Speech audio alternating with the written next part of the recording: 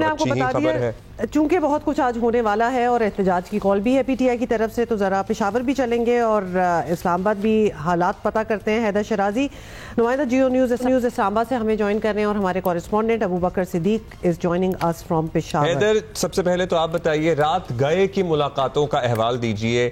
फिर से मुलाकातों का सिलसिला जारी है। मौलाना फजलुर रहमान की समझ में नहीं आ रही कि वो किसके साथ हैं ताहाल, हालांकि कल तक हमें लग रहा था जब हम इसी वक्त गुफ्तगू कर रहे थे कि चीजें क्लियर हो गई हैं। देखिए, ये चीजें इतनी वाजे नहीं है जितनी इस वक्त हुकूमत दावा कर रही है। मौलाना फजलुर रहमान की जो गुज़श्ता शब गुफ्तगू थी वो बहुत अहम थी। उसमें उन्होंने ये कहा कि पहले तो पीटीआई के मेंबरान को हरासा किया जा रहा था, अब उनके अपने सेनेटर अब्दुल शकूर को हरासा किया गया, गायब किया गया। और यही नहीं, उससे कबल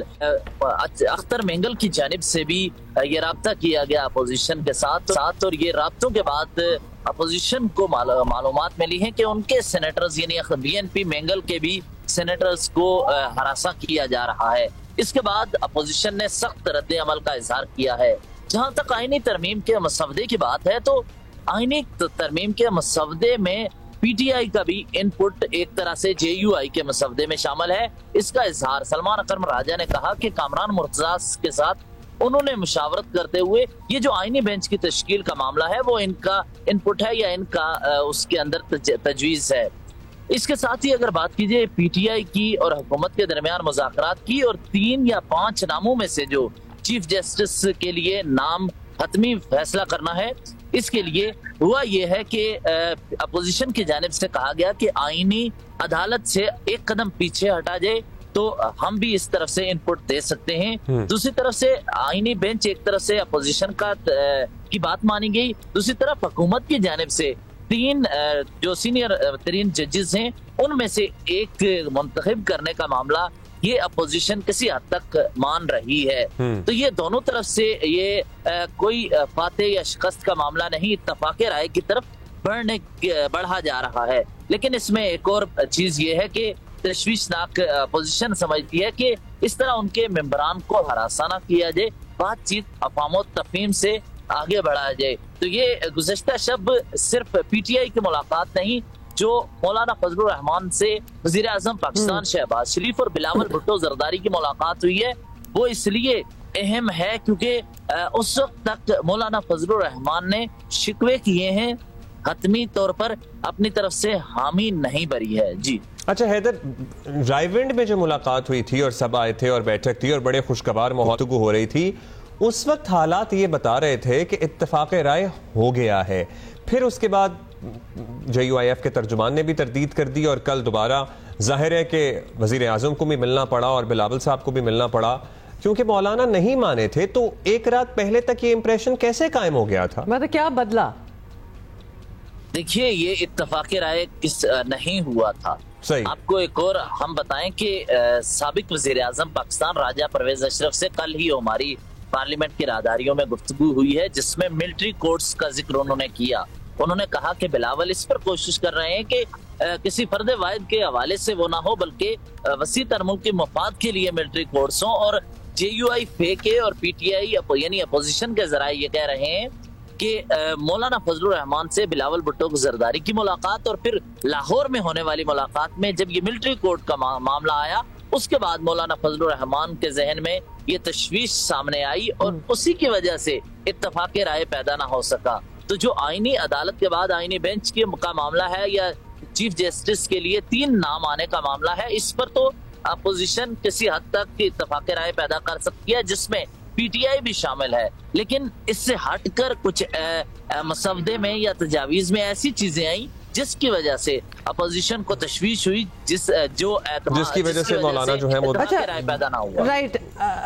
अबू बकर सिद्दीक पेशावर से हमें ज्वाइन कर रहे हैं और चूंकि पीटीआई की एक प्रोटेस्ट की भी कॉल है तो उस हवाले से हम आपसे पूछना चाहते हैं अबू बकर के ये प्रोटेस्ट की क्या अरेंजमेंट है और क्या डिसीजन क्या है? ये क्या पेशावर में ही एहतजाज करना है फिर या फिर से वहां से निकलना है और कोई और बड़ी प्लानिंग है? देखिए जी, पेशावर से तो बिल्कुल भी नहीं निकलना। ये बेसिकली जो प्रोटेस्ट की कॉल ये वज़ीर-ए-आला खैबर पख्तूनख्वा अली अमीन गंडापुर साहब ने दी है, और ये बेसिकली जितने भी खैबर पख्तूनख्वा के अजला है तो ये तमाम अजला में ये प्रोटेस्ट रिकॉर्ड किया जाएगा, और जितने भी मकामी रहनुमा है, MPAs या MNAs है, तो वो बेसिकली जो है इस एहतजाजी मुजाहरे को लीड करेंगे। और जो अली अमीन गंडापुर साहब का एक वीडियो स्टेटमेंट आया था, उसमें उन्होंने कहा था कि जो आईनी तरमीम जो है वो की जा रही, तो ये एहतजाज जो है ये बेसिकली इसके खिलाफ है। और साथ ही साथ जो बानी PTI पर मुलाकातों पर जो पाबंदी लगी है, तो इसके ख़िलाफ़ भी एहतजाज जो है ये रिकॉर्ड किया जाएगा। तो तकरीबन 3 दिनों से जो है ये प्लानिंग जो है वो की जा रही थी, और कल जो है वज़ीर-ए-आला खैबर पख्तूनख्वा ने पार्टी के रहनुमाओं से एक मुलाकात भी की थी, और उस मुलाकात में उन्होंने कहा था कि भरपूर जो है एहतजाज किया जाएगा। बेसिकली जो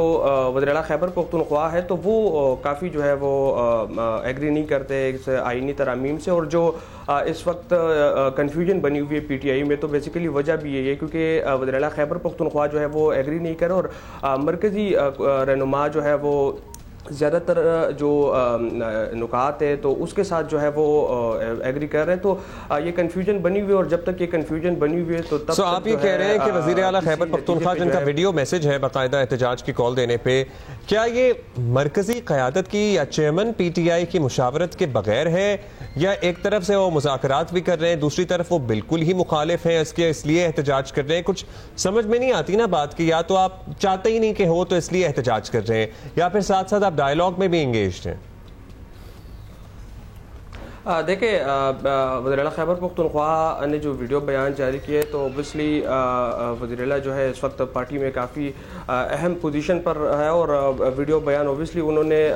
अपने तौर पे जारी किया है, और उसमें उन्होंने एहतजाज के हवाले से बात की है कि भरपूर एहतजाज किया जाएगा। तो इस वक्त जैसे मैंने कहा कि वज़ीर-ए-आला खैबर पख्तूनख्वा जो है वो आईनी तरमीम के हवाले से किसी बात पर भी एग्री नहीं हो रहे, तो जब तक वो एग्री नहीं हो रहे तो हम देख रहे कि